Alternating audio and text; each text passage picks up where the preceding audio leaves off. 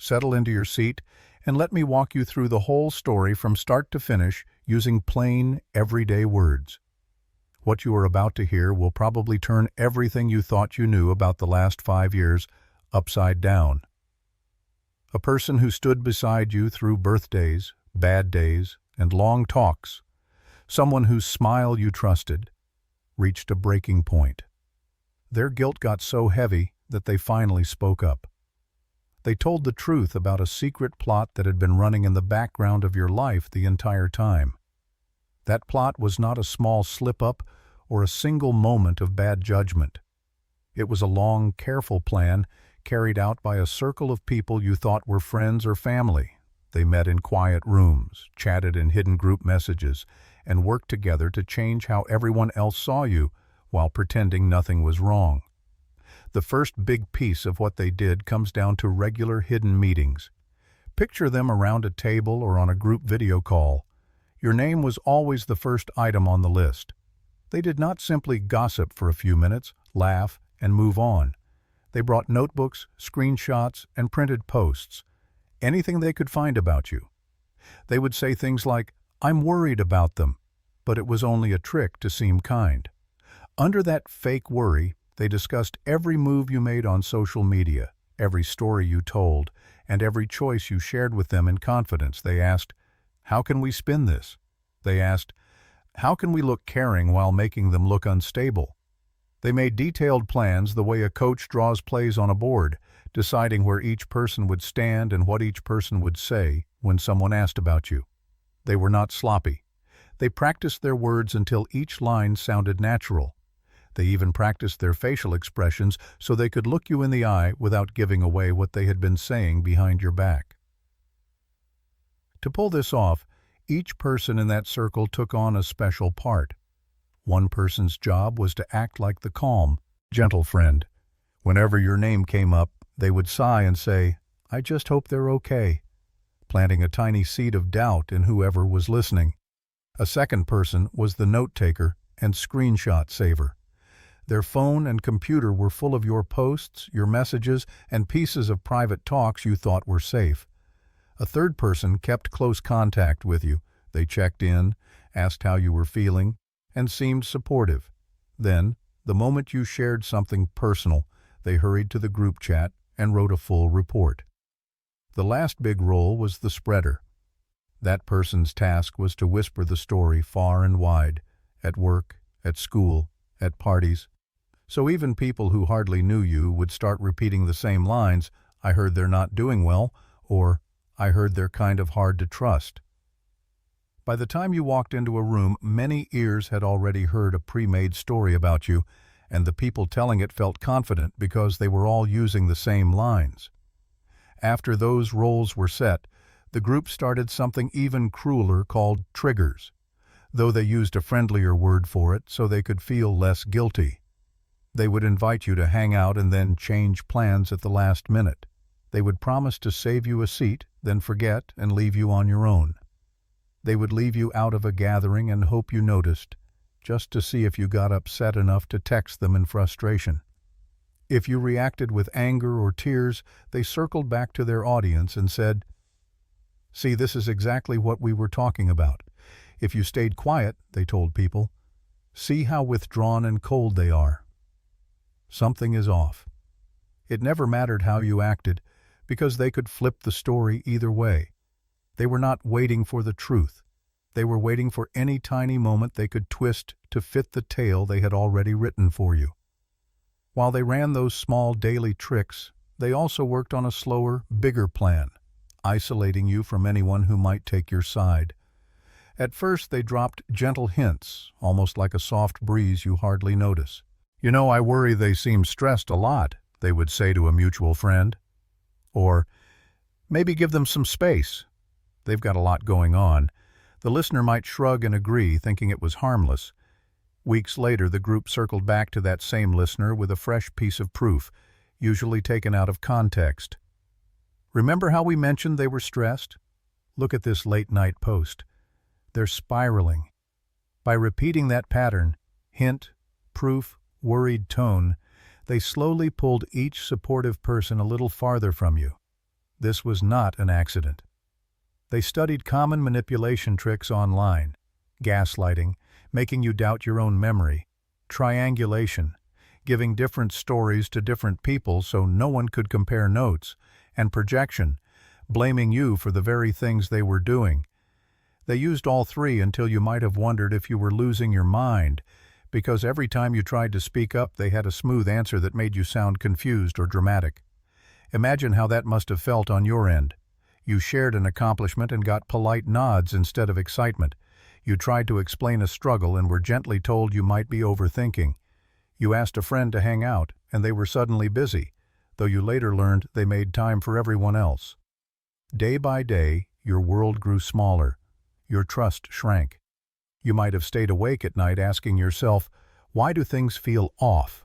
Why can't I put my finger on it?" All the while, the group patted themselves on the back for managing the situation. They even turned your moments of silence, those nights you kept to yourself, too tired to fight, into proof that yes, you were distant, or yes, you really had changed for the worse. What drove them to keep this going for so long? The one who finally confessed said it began with envy and the fear of losing control. Maybe you were shining in an area where they felt dim. Maybe your honesty made them feel exposed. Maybe your growth made them feel stuck. Whatever the root, they found comfort in teamwork.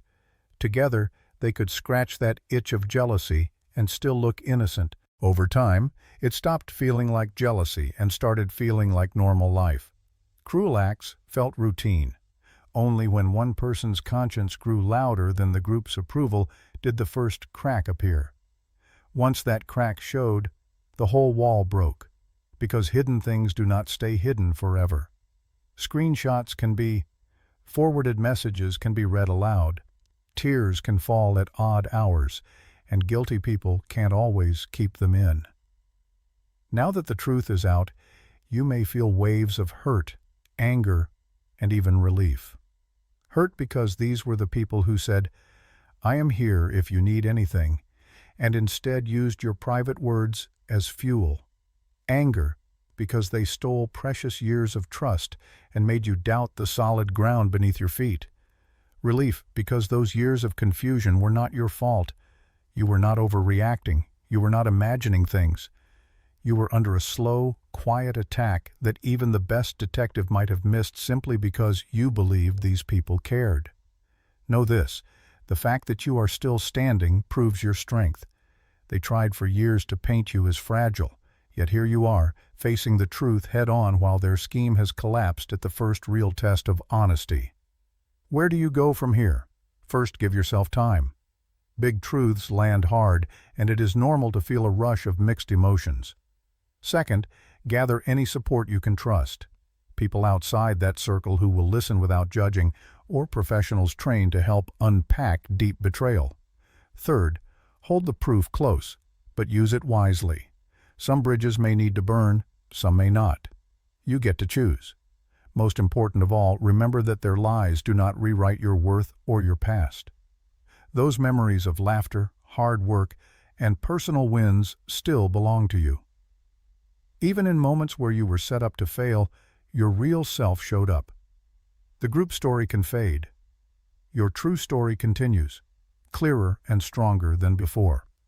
It might take time to rebuild trust, but each new day is a step toward friendships based on real care, not hidden games. You did not deserve what happened, but you do deserve every good thing that comes after. The foundational motive the confessor revealed was not a simple misunderstanding or a fleeting disagreement that spiraled out of control. It was far more primal and far more pathetic. It began with envy, a pure, unfiltered jealousy that festered in the silent spaces between their public accolades for you and their private feelings of inadequacy.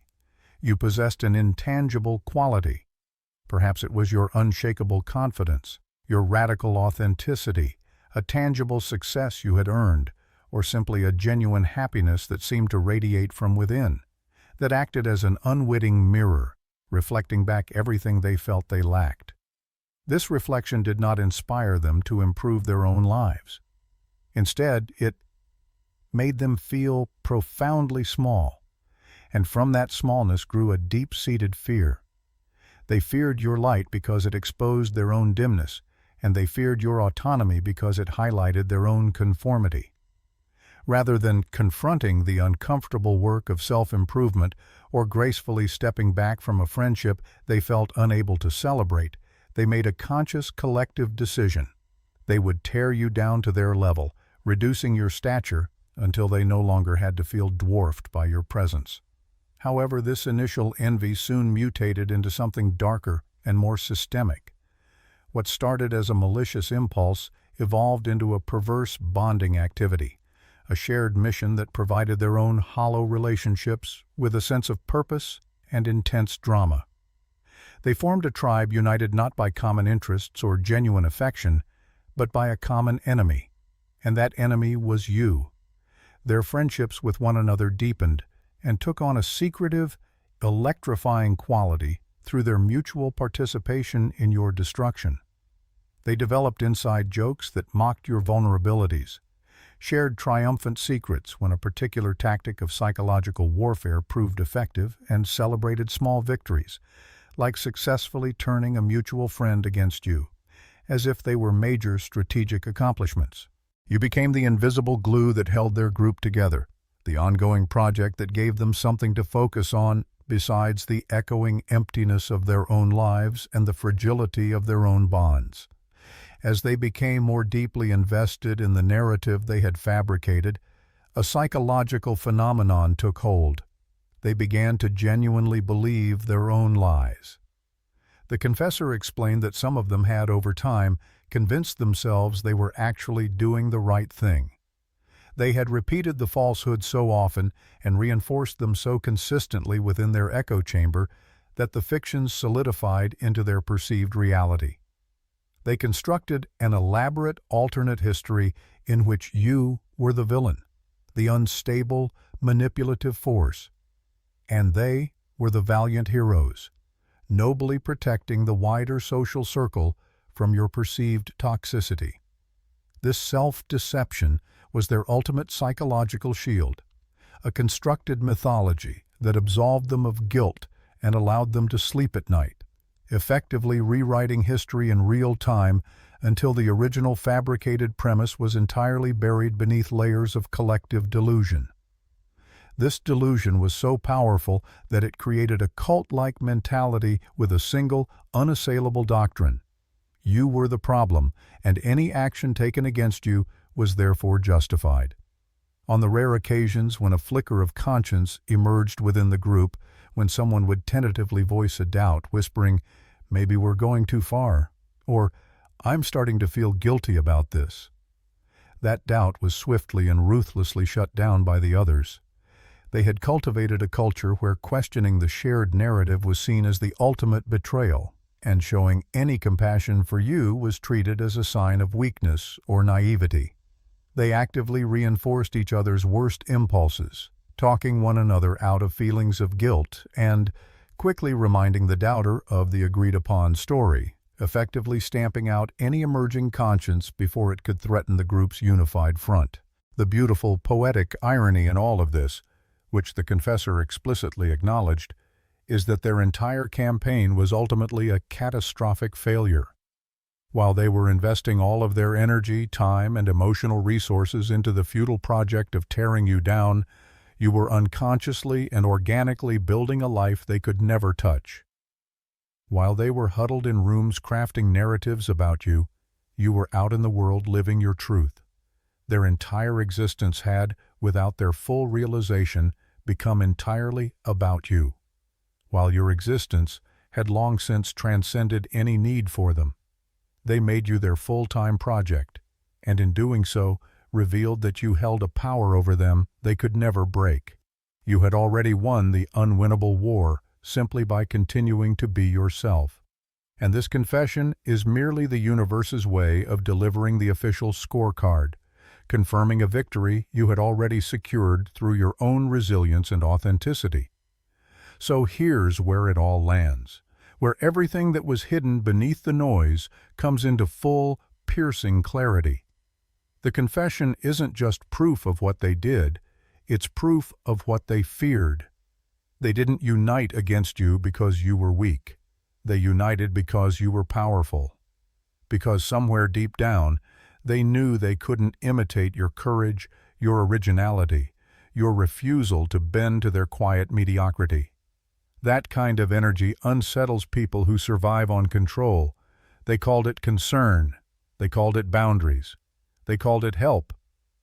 But underneath those polite labels, it was always the same primitive fear, the kind that whispers, "If we can't rise to meet their light, let's dim it." The confessor said that even when you started to fade from their daily talk, they could never stop watching. Every time you posted something, achieved something, healed from something, they studied it, they dissected it, they tried to find flaws in it. But the irony, the bitter irony, is that your quiet endurance became the very thing that broke them. Because while they had built their sense of belonging around tearing you down, you kept existing without them. You kept moving forward. You kept laughing, creating, learning, healing, and being you. And that realization, that their coordinated cruelty had failed to destroy the person it was built to erase, was the beginning of their unraveling. It turns out the same force they used to cage you became their own prison. Guilt doesn't just haunt, it corrodes. Every shared secret became a ticking time bomb. Every message, a reminder of who they became when they thought no one was watching. And now one of them has finally detonated the truth. Their whispers can no longer hide in the dark corners of memory, because truth once spoken echoes louder than any lie ever could. You can almost hear the silence shifting, the weight of all their facades collapsing under the gravity of honesty. So yes, it's real. Yes, they did it. Yes, you were right to feel the unease all those nights when something didn't add up. And no, you were never the crazy one. You were the one walking through a maze they built, trying to find daylight with nothing but your intuition as a map. But now that daylight is here, every shadow has a source, and every source has burned itself out. The lies that once shaped the air around your name have finally suffocated the people who breathed them. And where does that leave you? Exactly where you were always meant to be, standing in the ruins of their illusion, untouched in your essence, wiser than before, free in ways they'll never understand. You don't even need revenge. The truth itself did that work for you. All you need to do now is rise, rebuild, and remember. What they feared most wasn't your downfall. It was your awakening. Because awakening, once it begins, cannot be undone. It spreads quietly through the corridors of your being like light through cracked stone, illuminating every hidden scar until the truth stands bare and the pain transforms into perspective.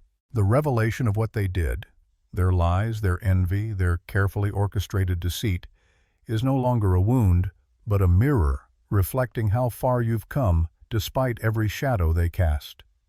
You have crossed a psychological battlefield, one where your integrity was tested against their manipulation. And you emerged intact. They mistook your silence for defeat, but silence was simply the sound of you observing, learning, and storing strength in places they could never reach. While they exhausted themselves maintaining a false version of reality, you were unknowingly mastering the art of endurance, of patience, of stillness before transformation. They thought they had the upper hand, but in truth, they were fighting an illusion, their version of you, not the real you. And illusions always collapse under the weight of reality. Now that the facade has fallen, you can see their entire structure for what it truly was. Fragile egos, building a house of mirrors, terrified of facing their own reflection. What once felt personal now feels almost pitiful. You can look back and recognize that they weren't strategists or masterminds. They were frightened children in adult skin, clutching at power through petty cruelty, because it was the only form of control they knew. And that recognition, that quiet, unshakable clarity, is what finally sets you free. There's no need to scream, expose, or retaliate. Truth has already done the heavy lifting. Their game depended on your confusion, But the moment your vision cleared, their entire illusion collapsed under its own weight. Their story can no longer survive in the soil where your understanding now thrives. So take this moment not as a wound reopening, but as a rebirth. You walked through the fire they lit for you and emerged not broken, but reforged, stronger and radiant with purpose. The story they tried to write for you has ended, and the pen is once again in your hands. Your next chapter begins not with them, but with you, unshaken, unbothered, unstoppable.